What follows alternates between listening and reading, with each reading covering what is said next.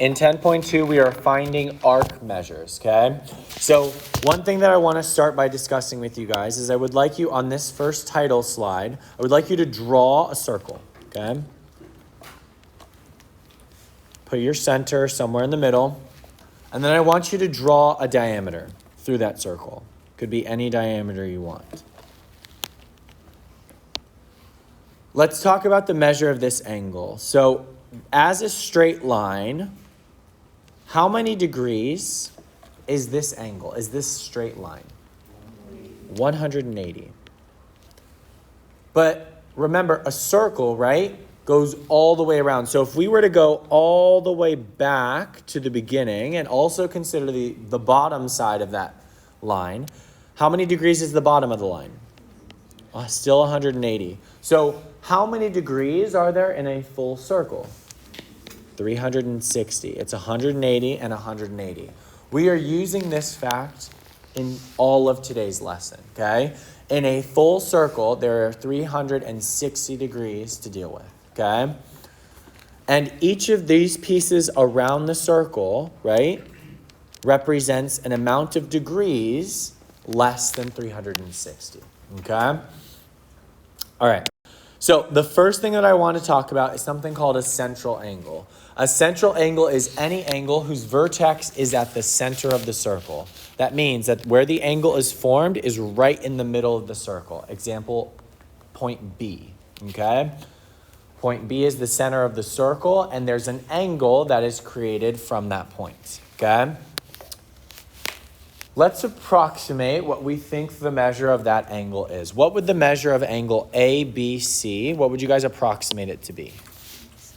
86 degrees? I like it. Why 86? It's a little bit less than 90. I agree with that, okay? I just made that up, guys. I'm not like expecting you to know how to do that, okay? We just made up 86. Anything close to 90 would have been fine. What you're going to learn today is as long as this is a central angle, the measure of this arc that's created. Do you see between the 2 points where it touches the edge of the circle? This arc's measure is also 86 degrees. They're directly proportional to one another. So whatever that internal angle is, it's also going to represent the measure of that arc on the outside of the circle, okay?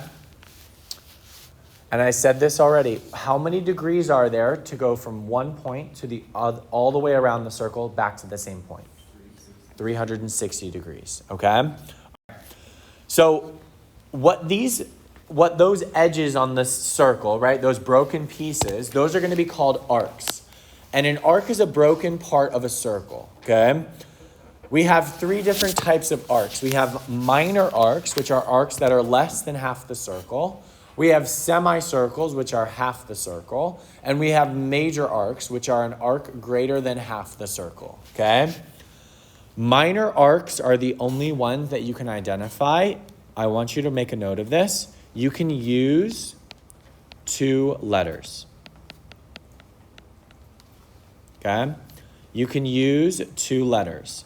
The rest of them, you must be using 3 letters. So the minor arcs are the arcs that are less than half the circle, okay? Semicircles are exactly half the circle, and major arcs are arcs that are greater than half the circle.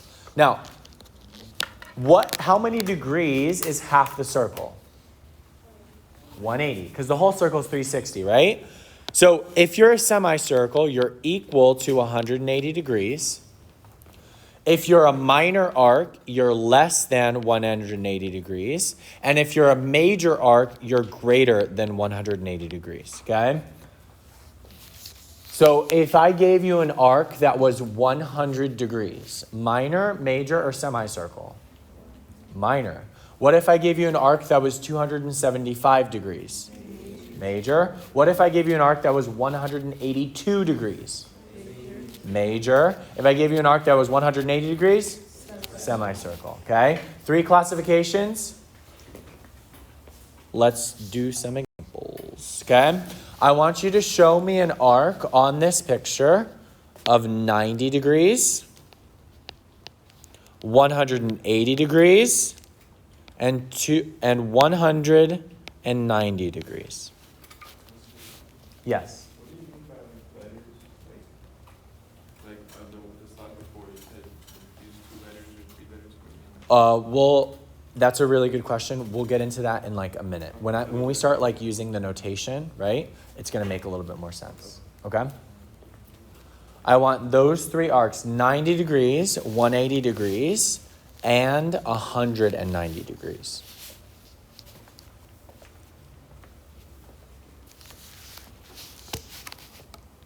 All right. I'm going to use 3 different colors for these. I'm going to do my 90 in green, okay? How do I represent 90 degrees as an arc? What do I do? Well, what kind of central angle should it have?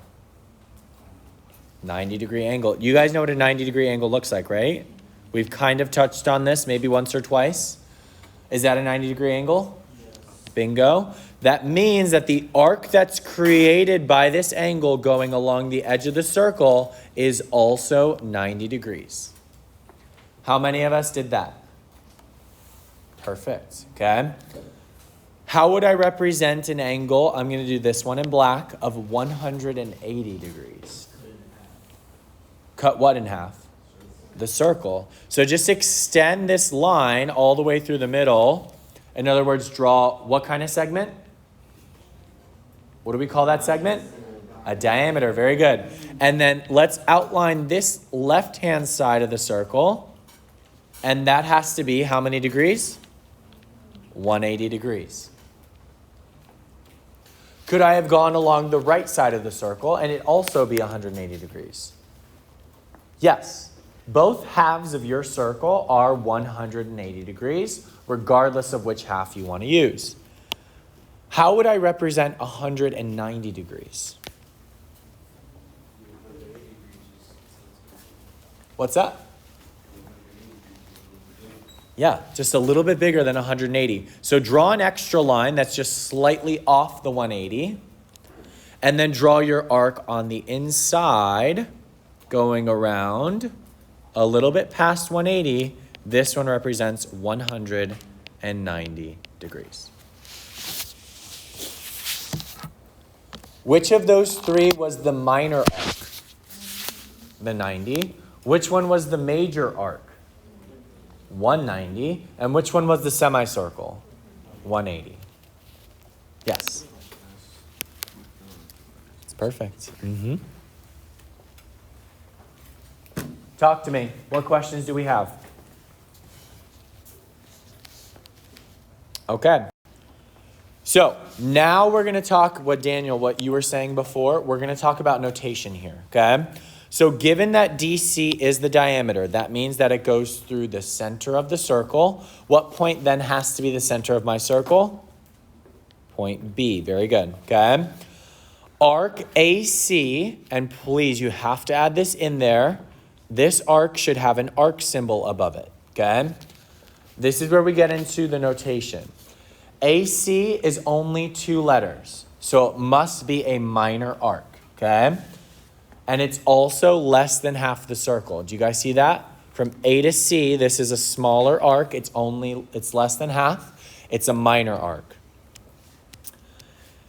If you're talking about a semicircle or a major arc, you need to use 3 letters. So you'll notice for semicircle and major arc, how many letters were used? 3, okay? They also go ahead and add in the arc symbol above them. So you get used to this notation, okay? DAC. Guys, how we identify the arc. The first letter is your starting point. So everyone start at point D. Then you're moving along to point A in that direction. And then we finish at the third point, which is C. And you will create an arc, okay? DAC. That is a semicircle because it is exactly half the circle, is exactly 180 degrees. Now, use a different color for ADC, guys. What letter am I going to start at? A.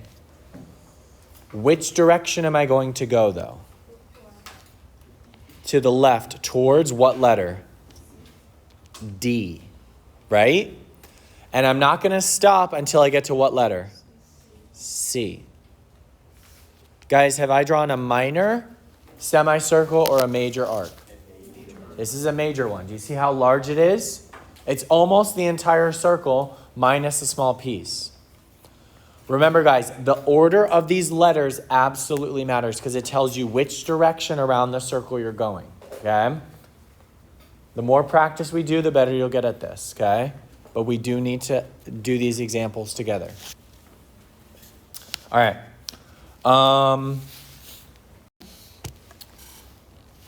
We're only going to answer the first question. You can cross out the second one.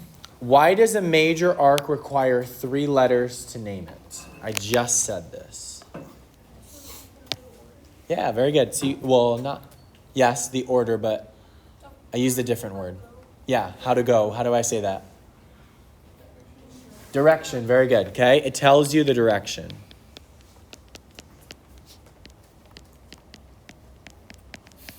I could see you making the hand motions, Kristen. I was like, I know she knows what she's saying.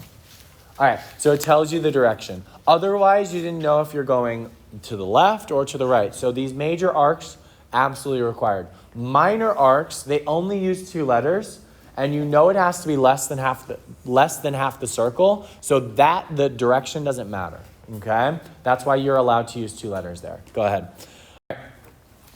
The measure of an arc. So remember, the measure of the arcs is the same as the central angle, okay? So if we're looking at the arc AC, notice it has put the arc symbol above it now. That's this arc that I'm outlining in blue. What would be the measure of the arc AC? 50 what? Degrees, okay? It's the same as the angle that's created from it by the central angle. What about CAD? Good. Start at C, go along to A, and then continue on to your last letter, which is D. That one's going to be 180 degrees. Why is it 180 degrees? Because it's what? It's half the circle. Very good. Okay. What about A, C, D? Start at A, go along to C, and then continue on until you get to D. How much did you guys say? 230 is correct. How did you get 230? What'd you say? Very good. It's 180 degrees plus 50 degrees, which gives me 230 degrees. Okay? Which of those 3 was the major arc? 230. Okay? How are we feeling? What questions do we have? Are we okay? All right, let's go. Arcs that have that have exactly 1 point in common are considered adjacent arcs. In other words, they're next to each other, okay? So for example, what arcs are adjacent to QR? TQ and SR are adjacent to QR, okay? Are there other arcs that are adjacent to QR? What's that? What about STQ? Right? And TSR?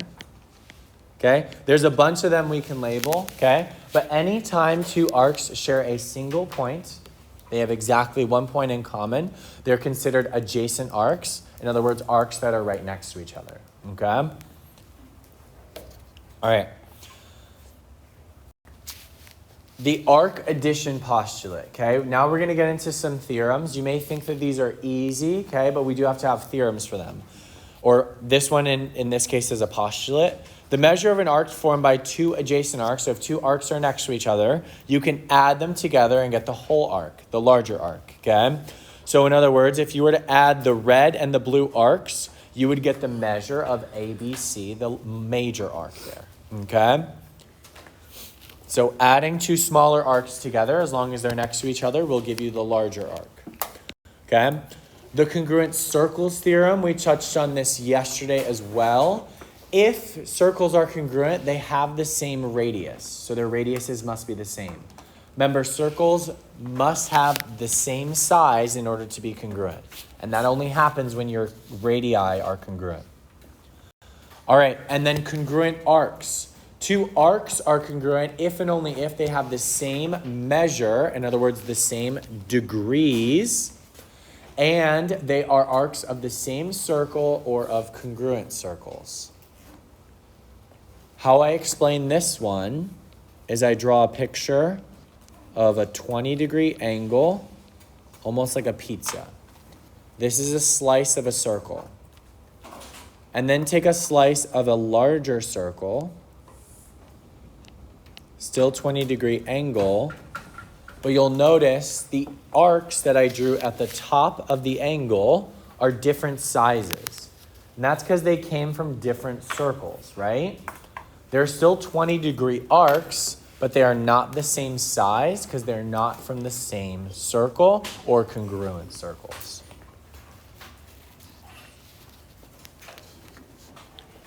Okay, we're going to do one example and then we'll pause. Also, if two angles inside of a circle are congruent, then their arcs are also congruent, okay?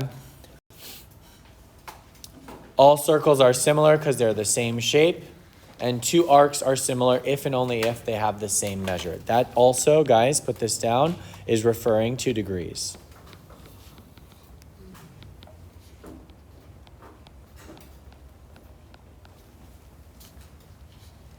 We're going to finish example 1, and then we're done. Give me two names of two minor arcs. RC and RA. Is it okay to label them with two letters? Yes, because they're minor. Give me two examples of two major arcs. Remember, you have to use three letters for major arcs. RAD. What? CDR is one of them. CDR. And RDC. I like it. RDC. Very good. Okay? As long as major arcs should just have to be more than what? Half the circle. Okay? Two semicircles would be CDA and CRA. Okay, an acute central angle would be angle AOR.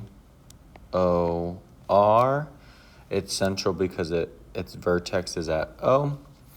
And then two congruent arcs would be ARC because it's a semicircle. And if you go in the other direction, ADC is also a semicircle. So those are the two congruent arcs. All right, last example, example 2. All right, it says give the measure of each of the following angles or arcs. WX is that arc in the middle. It's kind of right here. Well, I know this side is 30 degrees. This side is 50 degrees. So it's all three of them form a semicircle if we were to add all of them.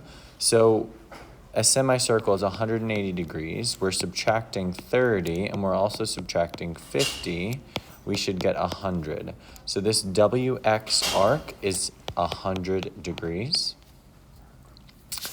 The angle WOT, which is this angle right here. Oops, not a good color. Okay.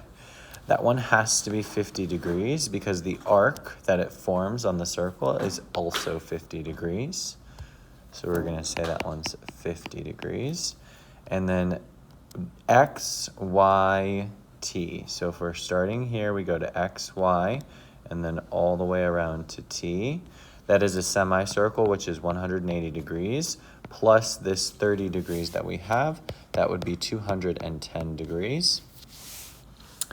And then YOT as an angle YOT, it's just a straight line, so it would be exactly 180 degrees.